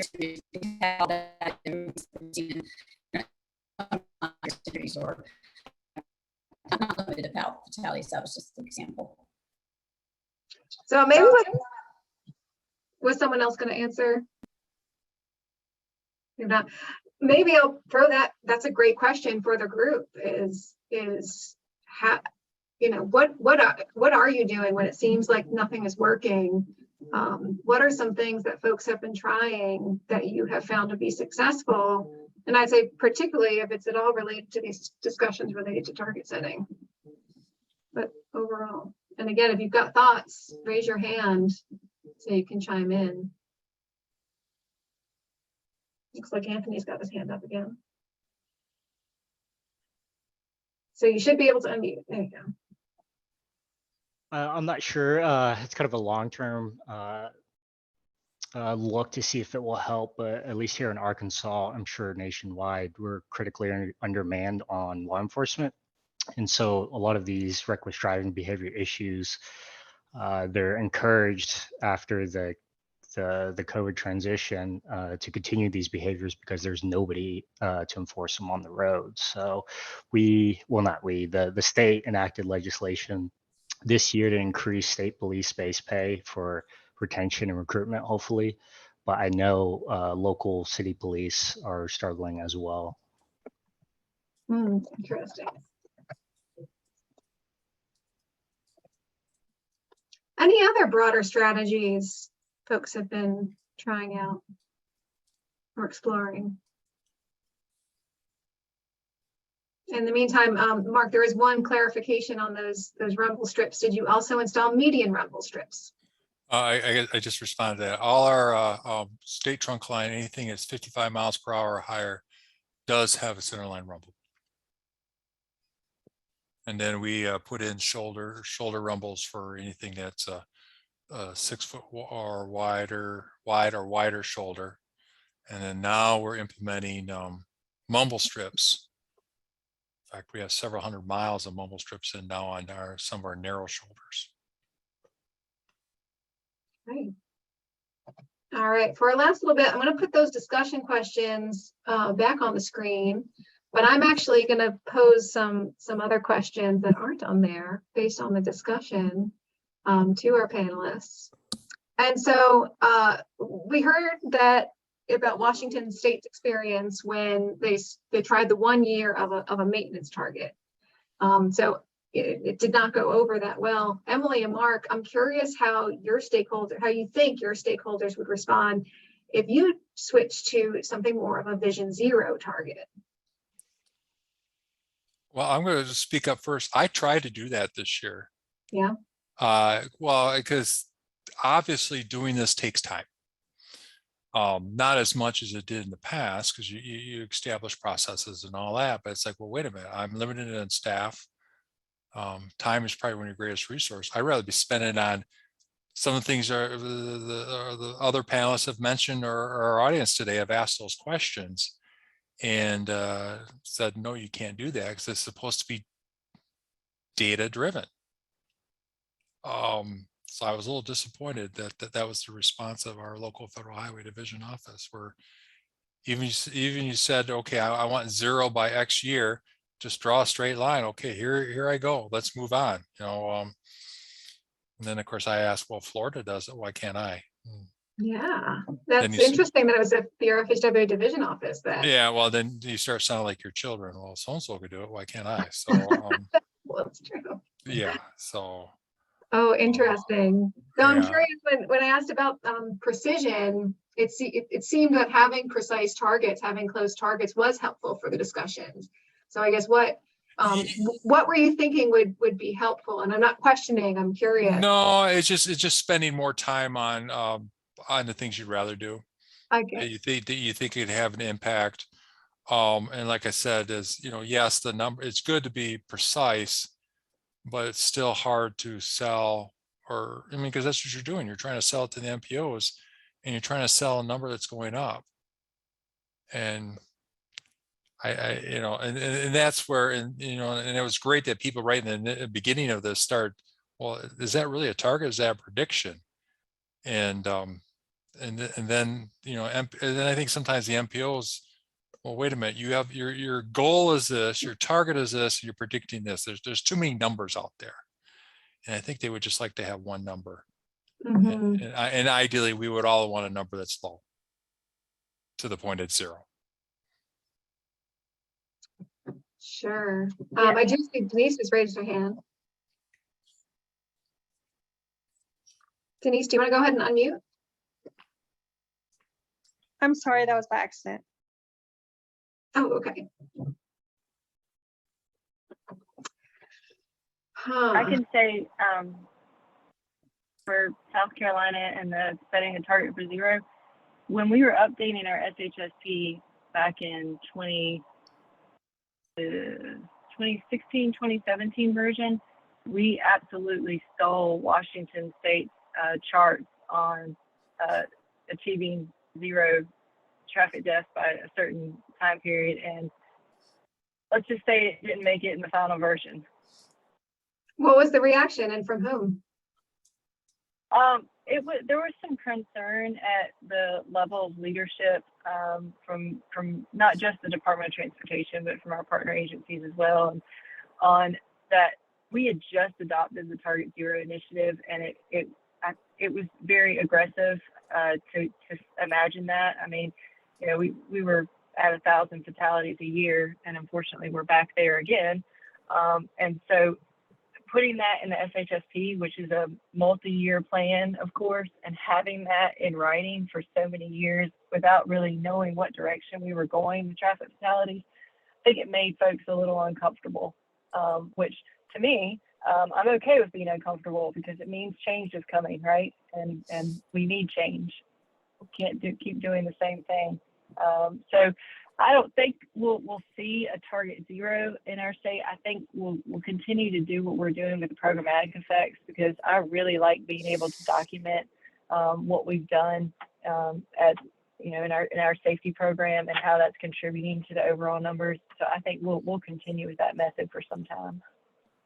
So Emily, it's interesting. Leadership was uncomfortable with setting targets that were too aggressive, and is your assessment that because of the constant discrepancy between targets and results? Right. Yeah, I think that probably had something to do with it. And of course, they're presenting to a different audience than I am. You know, they're presenting this information to legislators and other stakeholders. So I can understand why they would maybe not want to have targets presented. And in fact, we ultimately did not present any targets in our strategic highway safety plan. To us, it's not a target setting document. So we don't actually present any targets in our plan. But we do have a 10-year target at our agency level. And so I just this year finally got them aligned, because we're about 3 or 4 years into our 10-year plan. And I just got our 10-year plan aligned with our FHWA state targets. So that's good. Like, goes back to what Mark's saying. There's so many numbers out there, and trying to keep them straight. And like, oh no, that's the NHTSA target. That's the Federal Highways target. This is our TAMP target. So that can be really confusing when you're explaining to people. It almost makes you sound like you don't know what you're talking about, which is the last thing we want to do. Mm-hmm.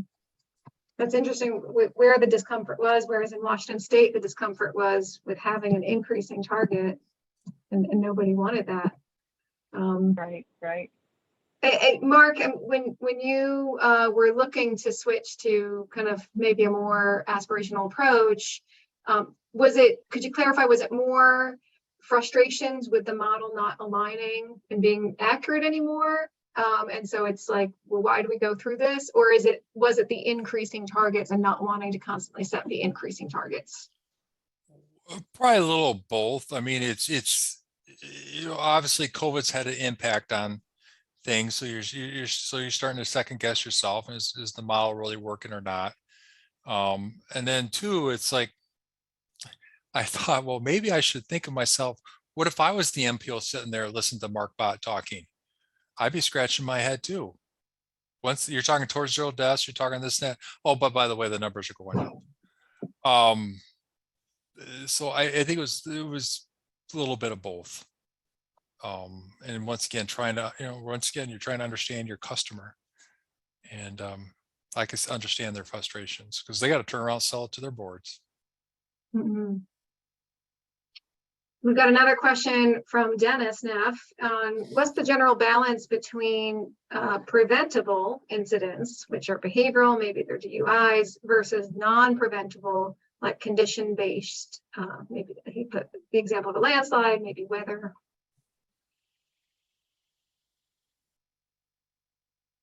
I think all traffic crashes are preventable, 100%. Spoken like a true safety advocate. Yeah. Yep. Yeah, we don't use, and obviously we don't use the word accident in our office. That we do what we do every day because we think we can make a difference. So yeah, but there is a clear line between, there's engineering solutions and the behavioral ones. Our philosophy has always been, and somewhat controversial, to us, it doesn't matter why the person ran off the road. It doesn't matter if they ran off the road because they were impaired or they were speeding, or they were distracted, or they were fatigued. It's our responsibility as engineers to make the road and the roadside as safe as possible.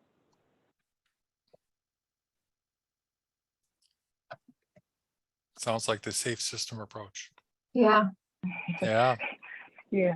Yeah, we need to work on our marketing of that a little bit. Yeah. But Yeah. yeah, I think we're doing a lot of that. We're just not putting it under that umbrella of safe systems approach. So we're going to work on that in South Carolina.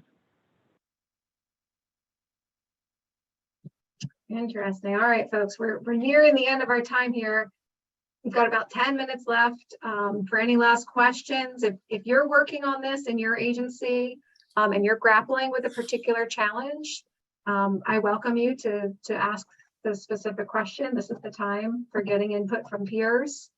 It could be about what we've heard from our panelists or any more general concerns.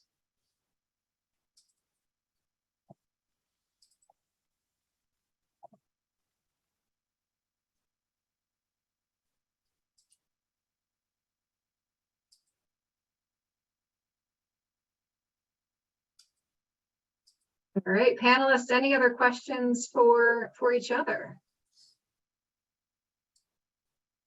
I don't Or have do any. you have I just questions want for to the say group?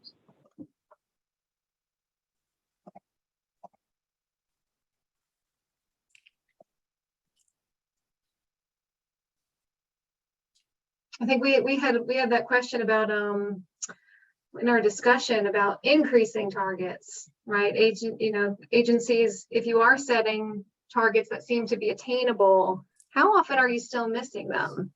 This is a question to the larger group. You can put it in the chat or raise your hand. Mark, when you presented yours recently, you talked about sometimes being off by less than 1%, and I think that's where we are in South Carolina. They are increasing targets, but we were nearly there.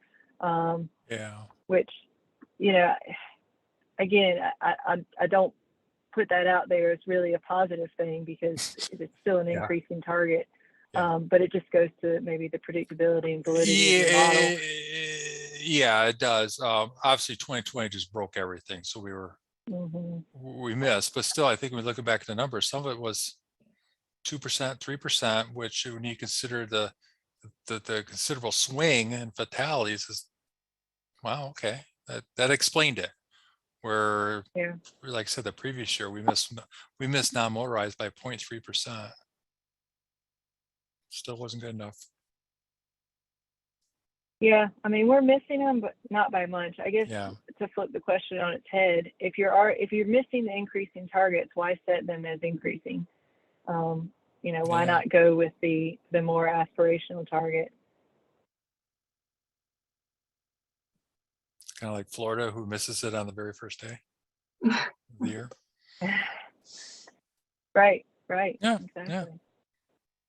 I'm going to ask one more question, and then I think we're going to call it a day. But this is one of my favorite questions, which is, Emily, you mentioned discomfort, people being uncomfortable with different elements. And you said you don't mind being uncomfortable.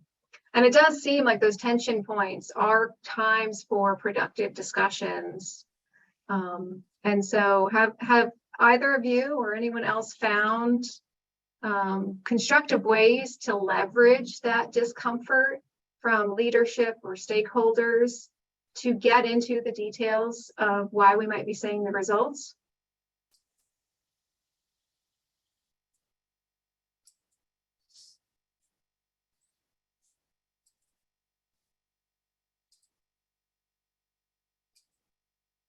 Trying to think back to some of those roundtable discussions and what was talked about and when compromises were reached, and I'm not really thinking of anything off the top of my head.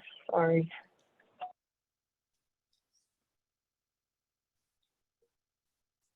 Mark, have you been able to use those as discussion points?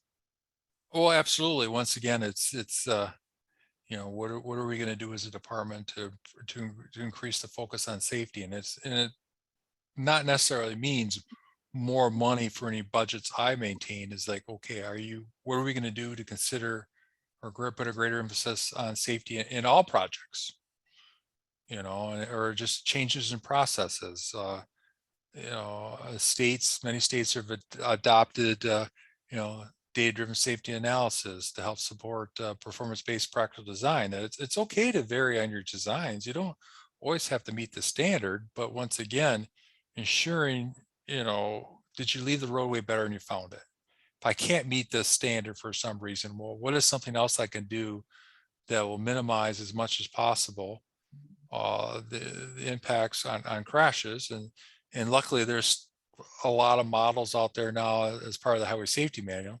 Still never enough, but at least there's now evidence out there that show we can do other things to address safety and maybe not meet that. You know, I didn't get my 12-foot lane width. It's not a problem. I can put a wider shoulder out there. I can do other things to mitigate that. I will say one time I presented a pie chart of the our state's overall budget and the little tiny wedge at safety. So that was an uncomfortable conversation. What was the reaction? Well, I mean, it just, I was trying to underscore the exact point Mark was just talking about, is we're not going to get anywhere unless safety is part of every project. And getting over that preconceived notion that if you go to the safety office and ask them to look at something, they're going to double your budget. You know, and you've got to get over that. Like I said, there's a lot of low cost improvements and things that can be done. I mean, there's money we can contribute to those projects. So, you know, showing that visual of we are definitely not going to get anywhere until we incorporate this into our process has been great. We actually, a few years ago, we created a position in our office that's just somebody that is the agency's expert on highway safety manual analysis. And it took them a little while to get out there, but now people, all of our project managers agency-wide, not just in the safety office, reach out to him and say, hey, could you take a look at this project? You know, we want to, is this a known safety issue here? Is there something we can do? So that's a huge change for our agency, for them to actively reach out for consultation. That's huge. So, you know, I always try to get in front of people and share what we're doing. And we give really specific examples of types of projects we work on. And I mean, we get down to the budget. We're like, it costs this much to do this, but this is the BC, just to put those in real terms that people can understand. So when they're looking at a similar location for another type of project, they can be like, oh, wait, maybe we should ask the safety office, you know, is this a pedestrian issue in this area? So we should, while we're out here, we need to look at, you know, upgrading the crosswalks, that kind of thing. I think that's a great example of using the opportunity to make the point, seeing some results. I think it's a great note to end on. Dennis made the point, 100% safety is admirable, but not realistic. But I think we're all trying to go out there and do the best we can with the analysis we can, talk with our colleagues to make every project as safe as possible. Got it. Thanks to everybody. We really appreciate the opportunity, and to my co-presenters, it was great hearing from y'all as well. Thank you all. This has been a really, really great discussion, and good luck on your next round of target setting.